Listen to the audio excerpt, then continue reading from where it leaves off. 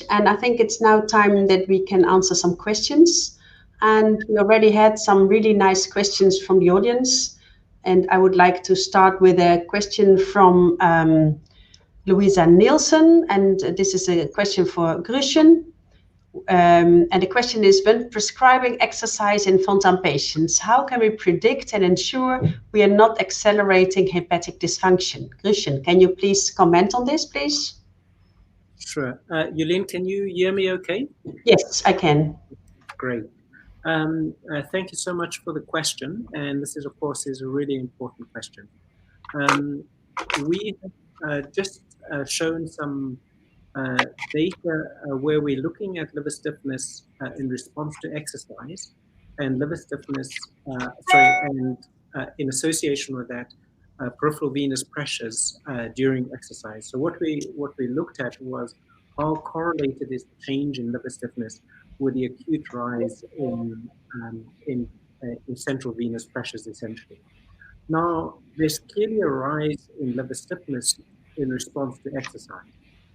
That seems to be about a 30 to 40% change in most patients during exercise. We only have a small cohort so far, so it's not possible to extend these results to the whole population. But just to give you an idea, so what's surprising is the degree of increase in liver stiffness seems to be disproportionate to the increase in central venous pressures.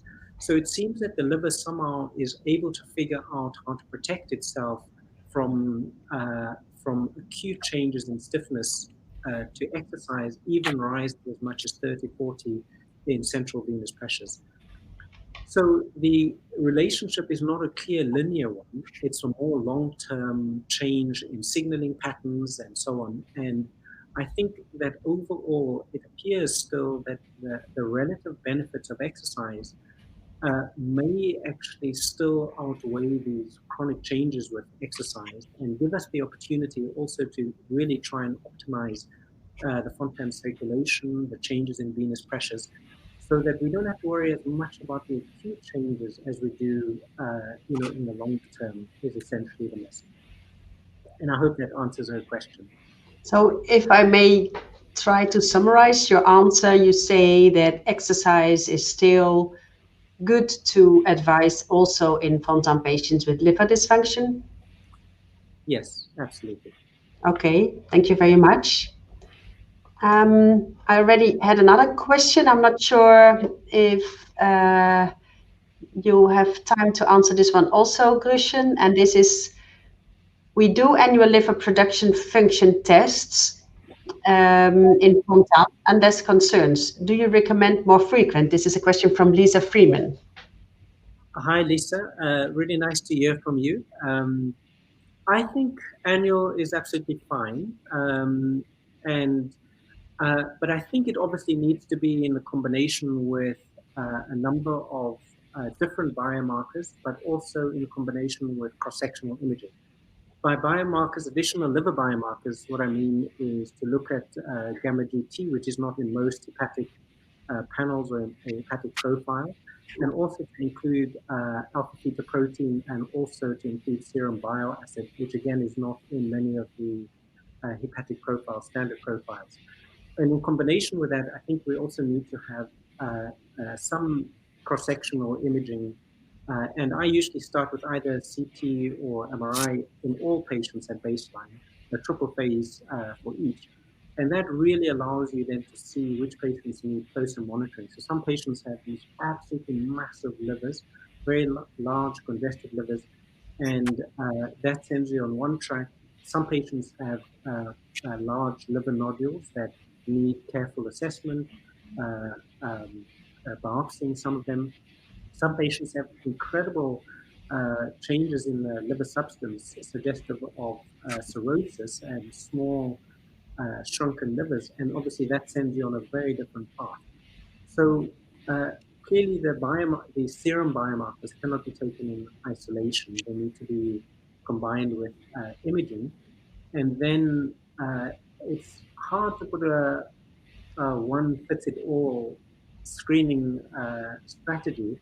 But I think at the very least, annually seems reasonable, but I think it needs to be tailored to what we find on initial screening. Thank you. Can I ask a question? Also a question for Grush. Suppose that you see that the liver is becoming more and more fibrotic. Will it change your policy, your treatment policy? Because that's what we are continuously struggling with. We see something, but we cannot change our therapeutic strategy. What Yeah, should we do about that? yeah.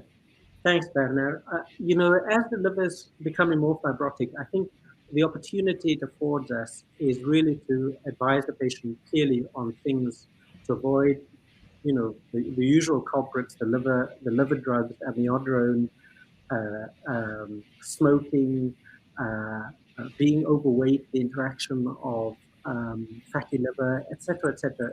It gives us that opportunity. It also gives us opportunity to screen for hepatocellular carcinoma in a more directed way. But more than that, it's a really good opportunity then to truly look at the Fontan circulation. And, most of us do an echo maybe. We ask the patient about symptoms. But really, what does that do? So I don't want to diminish the value of that, but honestly, it's the crudest, bluntest instrument that we can possibly use to assess a circulation that has multiple issues. But it's an opportunity then to look at more invasive stuff, more dynamic stuff. And as I mentioned to you, one of the key concerns really is pulmonary reserve in these patients, which changes profoundly over time, influenced by end-diastolic pressures in the systemic ventricle, undiagnosed pulmonary venous obstruction, lung disease. I mean, it goes on and on and on. And I think this is an opportunity for us to try and untease what's happening and really figure out how can we optimize. And very often there are things we can do. There's obstructions in the pathway, which is an easy hit.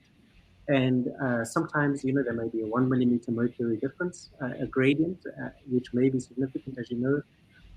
And also, we know that vascular resistance, compliance, all these issues may be problematic. But it just gives us an idea of how to then focus our treatments. But the key message is we shouldn't be scared necessarily to dive deeper. That's all I'm saying. And realizing the bluntness of our current instruments is a real limitation. Yeah, thank you. And if I may make a brief comment here, is also bring back on the table the issue of transplantation, which needs to be breached and discussed with the patient in good time from a position of strength. And what is the patient that can do after frontline completion to optimize their outlook is to be slim and athletic. And we need to communicate this in good time with the families, not even with the patient, because I don't think we have done a great job in the past. And fantastic session and presentations from all of you about the opportunity and the need to obviously validate all this. But I think what we're talking about is about improving education, empowering the patients, using technology to set them free. And if you want, in a nutshell, to make a big statement, that is to rebalance the relationship between the profession and the congenital heart patient who is ready for it. They're young adults, technology savvy, so there's a lot of opportunity here for us to, and obviously we're working on this. So thank you for allowing me to make this comment. Maybe if the chairs agree, we should break because I would like us to have a proper, decent time for lunch, and there will be more opportunity to discuss with our amazing faculty on the chat room, and also to say, with your lunch, maybe stay with us. We have something from a desert island dish, with permission, which is a light, interest and a light entertainment for you. And come back at 2 o'clock because we have a busy afternoon sessions, not to miss. But thank you very much. Thank you, everyone. And Thank you. thank you, Chairman and Chair Mrs. Thank you.